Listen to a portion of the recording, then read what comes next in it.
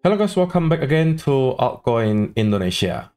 So, di video hari ini, teman-teman, kita bakalan membahas salah satu project yang sedang hangat banget diperbincangkan di mana-mana, yaitu adalah Hyperliquid, atau tickernya HYPE.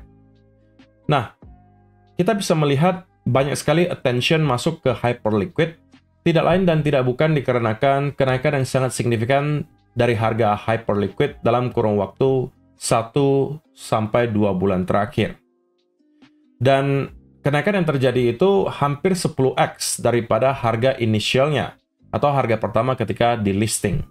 Tentunya itu akan menyebabkan banyak sekali orang kemudian penasaran dan tertarik ya untuk mengetahui apa itu sebenarnya Hyperliquid. Walaupun sebenarnya banyak sekali video di luar sana yang sudah membahas gitu ya, apa itu Hyperliquid, apa yang sedang terjadi, dan lain seterusnya.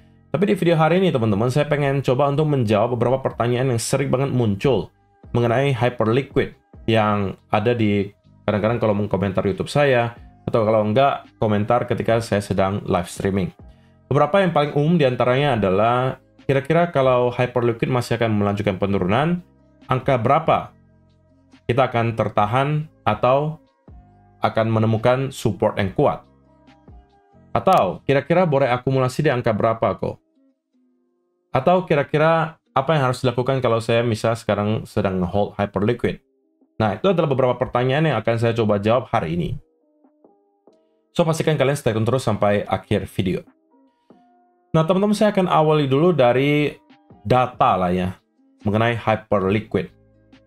Pertama, kalian perlu tahu dulu bahwa Hyperliquid sekarang bukan lagi sebuah altcoin yang market cap-nya kecil. Kita melihat market cap dari Hyperliquid sekarang sudah di angka 7,8 billion dollar. Itu pun setelah kita mengalami koreksi dari $34 kemarin sampai sekarang ke 23-an dolar. Bisa kalian bayangkan ketika kemarin harganya $34, itu mungkin market cap-nya di atas 10 billion dollar. Dan juga jangan sampai lupa FDV-nya teman-teman untuk sekarang sudah kurang lebih 23 billion dollar. Kalau kita bandingkan dengan altcoin lainnya yang berada di kurang lebih market cap yang sama, maka harusnya sekarang si Hyperliquid FDV-nya sudah menyalip Tron di urutan ke-10. Jadi bisa dikatakan bahwa Hyperliquid itu bukan lagi sebuah aset yang kecil, teman-teman. Itu yang pertama yang perlu kalian ketahui. Jadi kalian harus adjust ekspektasi kalian ya. Bahwa kalau misalnya kalian masuk ke altcoin ini, kalian harus datang dengan target yang realistis. Oke? Jangan sampai kalian merasa bahwa ini apakah Hyperliquid masih bisa naik 100 atau 500x kok, atau 1000x bahkan. Nah, itu mungkin bukan saya mengatakan mustahil ya, tapi itu akan menjadi satu hal yang sangat berat untuk terjadi. Jadi, yang pertama, saya mau adjust ekspektasi kalian dulu, teman-teman. Bahwa sekarang Hyperliquid sudah hit ke market cap yang tidak lagi kecil. Sekalipun, kalau misalnya kalian beranggapan Hyperliquid akan mungkin bisa menyaingi sampai Solana atau misalnya Ethereum, ya itu mungkin adalah kenaikan kurang lebih kalau dari market cap sekarang ya teman-teman, berarti kenaikan ya 20-30x dari market cap yang sekarang. Oke? Nah, kalau misalnya kalian optimis banget bahwa Hyperliquid bisa sampai hit ke angka 200-300 billion dollar, ya sah-sah saja sebenarnya, tetapi kalian perlu back hal tersebut dengan sebuah alasan yang cukup kuat juga. Kenapa kalian meyakini bahwa hal tersebut akan terjadi di cycle ini? Oke? Tapi kalau misalnya teman-teman yang mempunyai pandangan yang terlalu over optimistic, misalnya mengatakan bahwa Hyperliquid masih bisa 100x, 200x dari sini, saya harus adjust dulu dan mengatakan bahwa itu adalah sebuah hal yang sangat berat untuk terjadi. Jadi pastikan kalian tahu hal itu dulu, yang pertama. Nah, yang berikutnya, teman-teman, saya perlu kasih tahu bahwa Hyperliquid adalah salah satu dari sebagian kecil altcoin yang membentuk lower low baru di tanggal 2 Januari kemarin.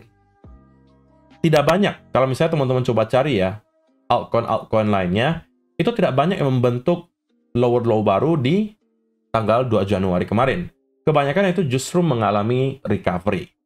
Nah, kemudian kalau misalnya kita melihat hyperliquid itu menjadi salah satu dari sebagian kecil yang justru membentuk lower low, apa indikasi yang ditunjukkan di sini?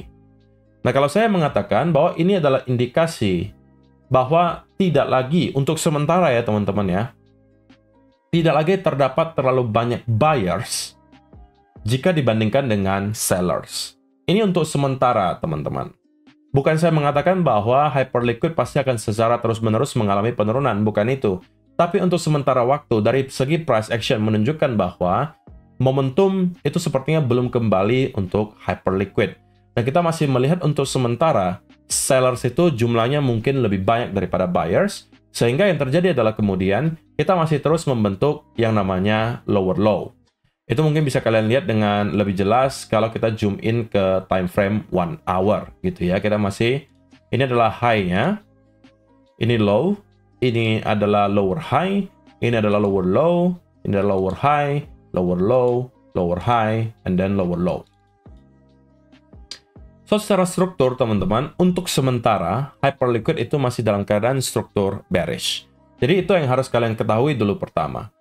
Nah, untuk menjawab pertanyaan yang pertama gitu ya, kira-kira area mana kok? Kalau saya mau serok nih, hyperliquid, saya yakin hyperliquid masih bakal bisa naik 10-20x dari sini misalnya.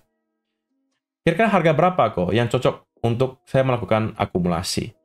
Maka kalau saya diminta untuk memberikan opini, ada dua cara yang mungkin akan saya sampaikan. Yang pertama, teman-teman, saya tidak akan masuk ke hyperliquid selagi dia belum berhasil untuk breakout di atas angka $26. Oke. Nah, kenapa? Saya akan paparkan alasannya.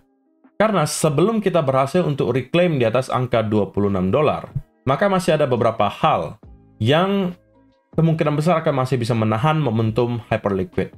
Yang pertama adalah kita masih harus berhasil reclaim di atas area trendline ini. Yang kedua, area $26 itu merupakan area major resistance. Dan kalau misalnya kedua hal tersebut belum berhasil kita break, maka masih ada potensi bahwa kita akan meneruskan penurunan, teman-teman. Nah, kalau misalnya kita berhasil untuk reclaim di atas area ini, dan kemudian start mendapatkan konsolidasi, maka ada potensi yang cukup besar bahwa kita akan kembali melihat hyperliquid mendapatkan momentum, teman-teman. Nah, ini adalah opsi yang pertama. Lalu pertanyaan yang muncul mungkin, kenapa kita nggak beli saja pas harganya lagi turun seperti ini kok? Jawaban dari saya adalah, boleh aja kalau kita mau beli pada saat harganya sedang mengalami penurunan seperti ini, tapi menurut saya sekarang adalah gray area.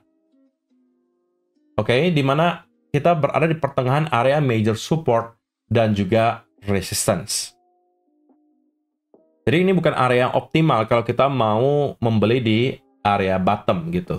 Nah, kalau saya diminta untuk memberikan opini, kira-kira area mana yang bisa provide major support dan berpotensi untuk at least menjadi semacam local bottom dari penurunan hyperliquid ini, saya mungkin bisa mengatakan di sekitaran range 20 sampai ke $18.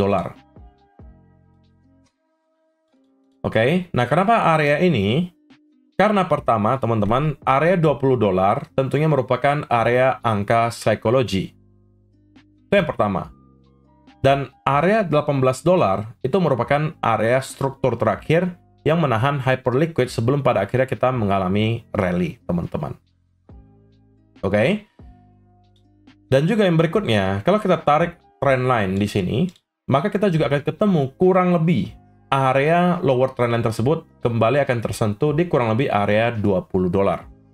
Jadi ada beberapa alasan secara sekaligus kenapa area $20 itu kemungkinan bisa menjadi area local bottom untuk hyperliquid. Oke? Jadi kalau saya diminta untuk memberikan entry yang optimal, maka dua cara ini akan saya gunakan. Oke, yaitu adalah saya tunggu dia drop sampai ke kurang lebih area $20 sampai maksimum 18. Itu mungkin adalah area entry yang ideal. Atau kalau enggak, kalau memang kita sudah menemukan bottom di sini, maka saya mau ada bukti dari hyperliquid untuk menunjukkan ke saya bahwa oke, momentumnya sudah kembali kemungkinan akan ada. Yaitu adalah dengan cara kita break di atas angka $26.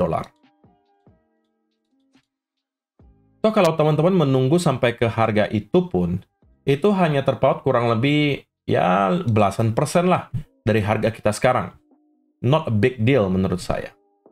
Jadi kalau diminta untuk mencari yang optimal, maka dua area ini mungkin akan saya nantikan. Kenapa nggak beli sekarang aja kok? Ya kalau misalnya kalian merupakan long-term holder, kalian memang percaya dengan projectnya, ya sebenarnya silakan aja gitu ya. Kalau kalian mau mulai cicil, tidak ada masalah sebenarnya.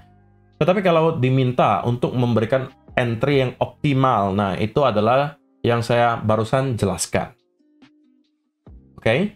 Nah, kenapa saya nggak belinya di sekarang aja? Karena kita baru saja sebenarnya teman-teman memvalidasi pattern head and shoulder di sini.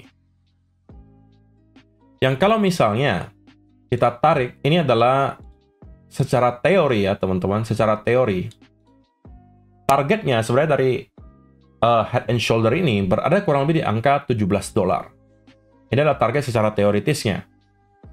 Tapi bagi saya teman-teman, saya nggak mau terlalu muluk-muluk. Saya sudah melihat area 18-20 itu harusnya bisa menjadi potensi local bottom. Kalaupun sekedar wick ke area 17, itu bagi saya tidak ada masalah. Itu hanya terpaut kurang lebih ya berapa persen lah gitu dari angka $18-20. Jadi ini menurut saya merupakan area entry yang optimal.